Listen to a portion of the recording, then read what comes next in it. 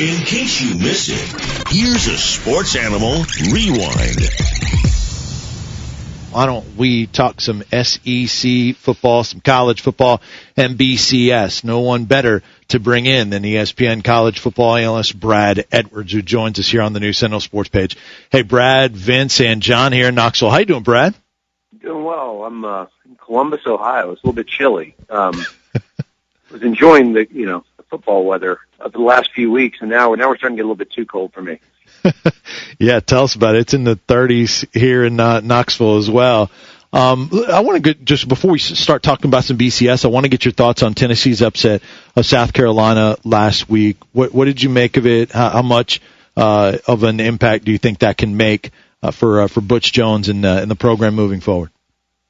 Well, it's obviously a big deal because you're looking for some sort of spark. You're looking for some sort of sign that you've closed the gap, I guess is probably the best way to look at it. And as nice as it was for them to come close to Georgia, it was really easy to write that off because of all the injuries that Georgia sustained during that game.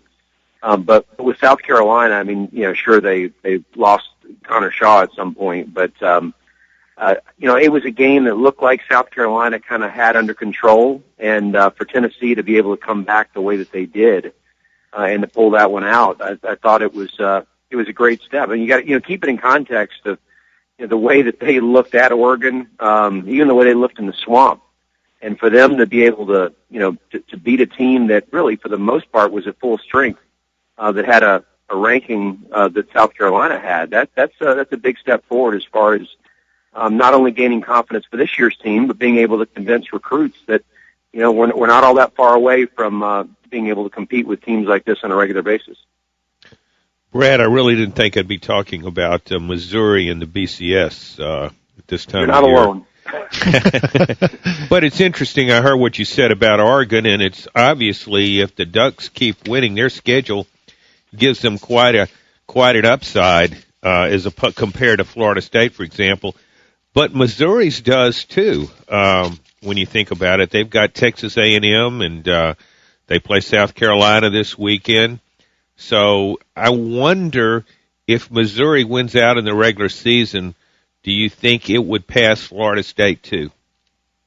I think that's a great question, and it's a tough call. And I know a lot of people say, "What are you talking about? A team going undefeated to the SEC? Of course they'd be in the top two."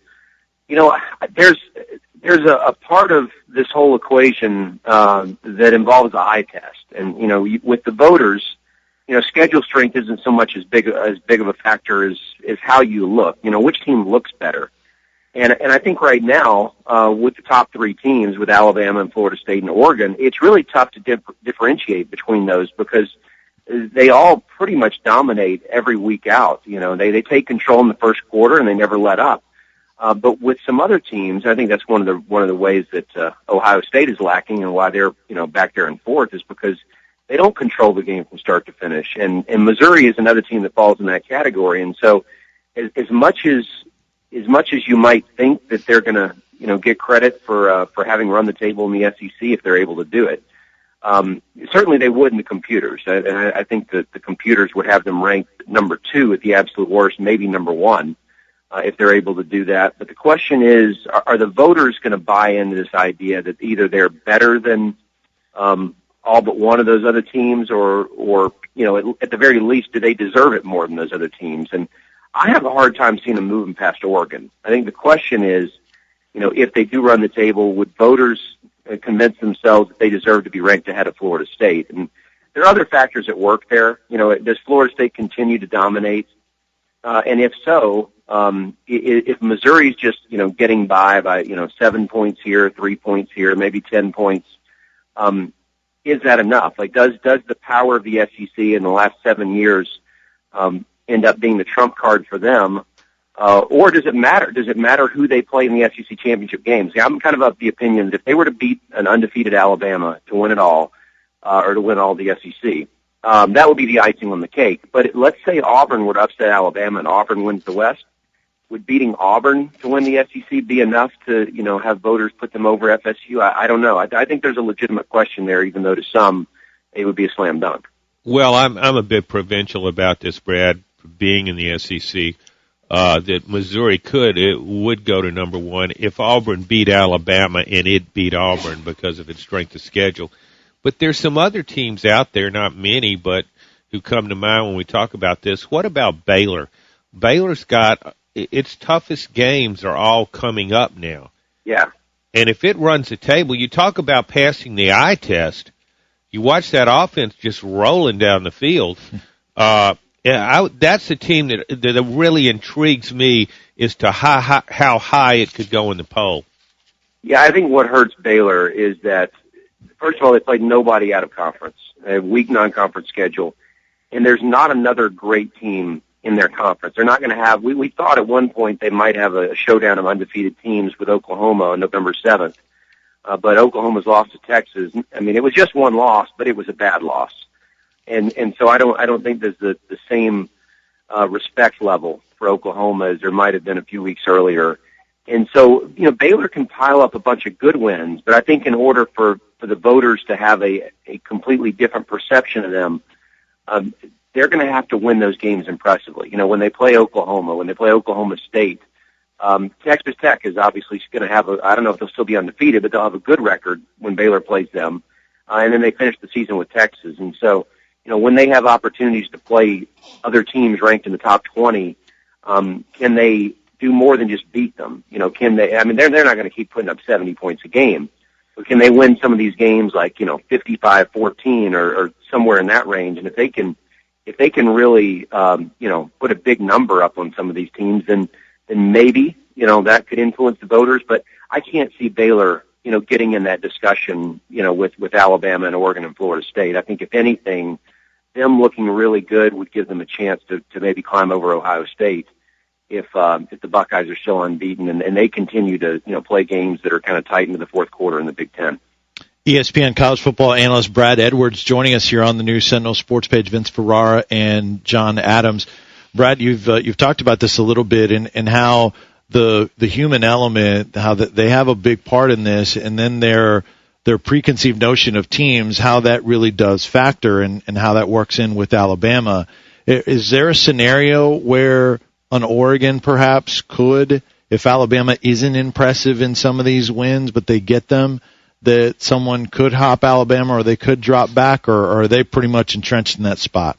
Yeah, I don't see it. I see Alabama as being number one until they lose, because I think there are a lot of voters that have made up their minds. You know what? They're two-time defending champs, and until they lose, they're the number one team. And as much as I would say I don't believe that previous years should play any factor in this year, I think you're looking at a deal with these top three teams where, because it is so difficult to distinguish between them, that you got to come up with something. And if that's your tiebreaker, then, I'm not going to be overly critical of that. So, but it is to me a little bit fascinating that if you watch those top three play, you would think that as impressive as they've all been, that it would be difficult for voters to kind of sort it out. And you'd probably have you'd have a pretty good distribution of first, second, and third place votes between those three teams. But obviously that's not the case if you look at the polls.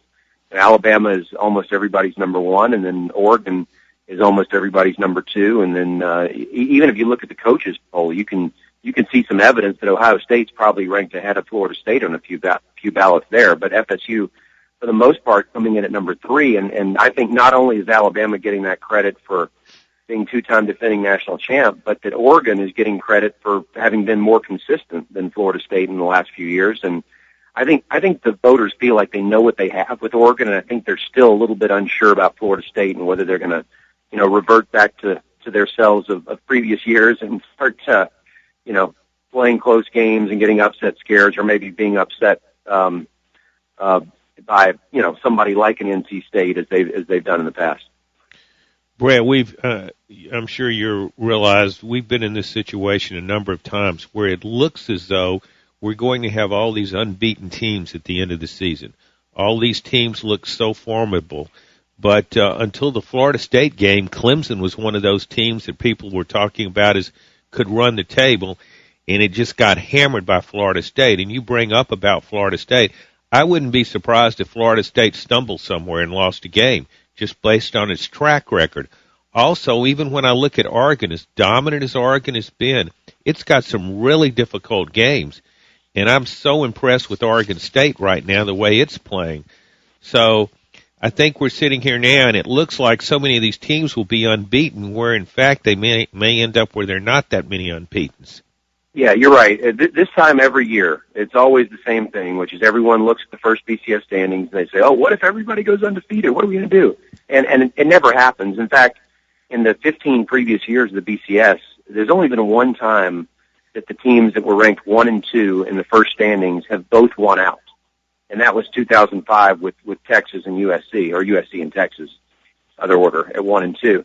So, history tells us that even the top 2 are not likely to both win out, but especially not, the top 4 or throw Baylor into the mix and have 5 major conference unbeatens. But at the same time, you look at the way they've dominated, and you start looking at the rest of that schedule, and you ask where the loss is going to come. But that's the fun of college football, is that most of the time you don't see where the losses are going to come from, and they come anyway. We've talked about Florida State and how they've laid eggs, but even Oregon, as dominant as they've been in the last few years, each of the last 2 years they've lost a game at home in conference play in which they were favored by 17 points or more. So we don't always see them coming, and that's kind of what makes it fun to wake up on Saturday morning and sit down and watch the games, because something unexpected usually happens when you get into the last 4 weeks or so of the season, because the pressure starts to mount, and everybody handles that pressure a little bit differently. Brad, continuing in that vein, suppose, just speaking hypothetically, suppose these teams that look invincible right now, like Florida State and Oregon, do lose games. Ohio State continues to win along, but win the same way, not dazzling people. Do you think a one-loss Alabama team could finish ahead of Ohio State? It's hard to say right now, because you don't know where the one loss came, and you don't know how the one loss went down. Was it a flukish play in a game that they really controlled? How did it happen? I think some of that plays into it. With Ohio State, I think they caught a big break last weekend with all the upsets that occurred in the SEC, because I felt like that their best chance of getting jumped by a one-loss team was going to be from the SEC, and the fact that teams like LSU and Texas A&M and South Carolina all took a second loss was very big for Ohio State as far as not having to worry about that necessarily. I don't like Stanford's chances of doing it. You make a good point with Alabama, but like I said, I think there are a lot of details involving that one loss that we just don't have right now if we're going to try to hypothesize, and I think that does matter. But I also think that at a certain point, people would say, hey, Alabama's caught a break each of the last 2 years. They lost a game. They had some things happen in their favor after they lost to allow them to get back in the top 2. And if it came down to, okay, do we give Alabama another chance after they've lost a game, or do we reward an Ohio State team that maybe it isn't as good as Alabama, but they haven't lost a game in 2 years? And I think that's an instance where the past could actually come back to hurt Alabama and could help Ohio State, because at a certain point, I think that even voters might look at, okay, who really deserves it? Does Alabama deserve another shot after losing, and does Ohio State deserve to get a shot just for having done something that's, hey, we all know, no matter what your schedule is, to go undefeated 2 years in a row in college football, that's almost unheard of. And if they're able to do it, they'll certainly have their gripes. They're not in the top 2, and I think a lot of people would probably say that they deserve to be in the top 2, if for no other reason, just for that. Brad, if you started a 14 playoff, again speaking hypothetically, if you started a 14 playoff this weekend with Florida State, Ohio State, Oregon, and Alabama, who would you pick to finish number 1? Who would I pick to win? Well, I would say, assuming Alabama's the number 1 seed, they've got the best draw, because I think that's a pretty high percentage probability for Alabama to win that first game. And so, they kind of catch the break, and it's not exactly a bye into the final, but compared to what Florida State and Oregon have to go through, I think it kind of depends on who wins. You know what's interesting about that matchup wise is that I think the way that you beat Alabama is by throwing the ball. And you're talking about, maybe the two best quarterbacks in college football there in the other semifinal with Marcus Mariota and Jameis Winston. And so these are teams that can throw the ball. And so I think they would challenge Alabama's defense in ways that, very few teams will be able to this season. And I think it would be fun to see. I happen to think right now, just from everything I've seen, that Oregon would probably struggle with both Alabama and Florida State. I think those two teams are about as bad of a matchup for Oregon as there can be, because Oregon's biggest weakness is facing a team that can push them around on the lines of scrimmage, a team that's bigger and stronger than they are on the lines. And Alabama and Florida State both fall into that category. At the same time, Alabama and Florida State have all the athletes on the perimeter to be able to run with Oregon at every other position. And so, my best guess, and I can see Oregon being able to beat either Alabama or Florida State. But my best guess is that FSU would win that game, and FSU Alabama would. Wow, that would be a fun one. You know what? There's something about this Alabama team to me that, and I think we'll learn more about them tomorrow against Tennessee. But there's something about them that they just don't seem quite as good as they were the last 2 years, and right now I kind of feel like they've looked better the last few weeks because they've been playing some really weak competition. But we're gonna find out about them coming up pretty soon. But if you're gonna put me on the spot and guess, I think right now I might take Florida State over Alabama.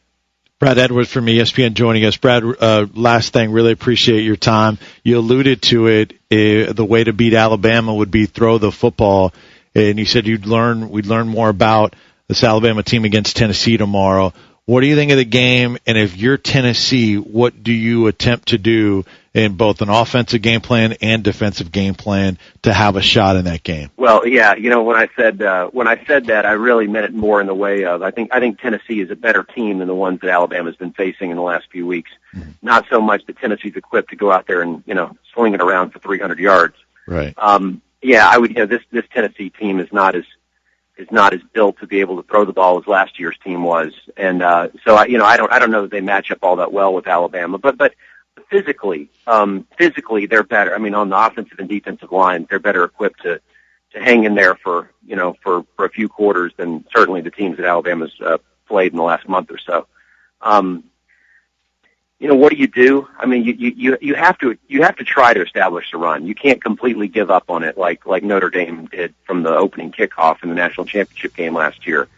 And if you can just get, and that one thing that I see with Alabama is they don't have a dominant nose tackle. A guy who's just plugging things up every single play. And so if you try to run them on first down, I've seen teams have a good bit of success getting 3-4 yards on first down, whereas they used to get, nothing or 1. Mm-hmm. Big difference being 2nd and 6 as opposed to 2nd and 9 or 10. And so, I think Tennessee's got to try to run, and if they can, I think they can, use the short passing game to move the chains and then, take their shots deep when they have a chance. I still think Alabama's, got a weakness at cornerback. As far as the other side, I think the big question is how much better has Alabama's offensive line gotten? Mm-hmm. They certainly had their issues early in the season. I don't know if they've sorted those out as much as it looks like they have, just because they haven't been playing great defensive teams. But I think Tennessee will test them. I think your strategy against Alabama has to be, as crazy as it may sound, put guys in the box and force A.J. McCarron to beat you, and really force him to beat you with short passes. Keep safeties deep. Don't let him hit the big play, and make him kind of dink and dunk his way down the field. And you know what? He's probably not going to make mistakes because he's a veteran. He's been there. He's seen just about everything a defense can throw at him. But if you let Alabama run the ball on you, if you let them get that running game going, you can't stop them. So I think your best strategy is to load the box and make them throw and then hope.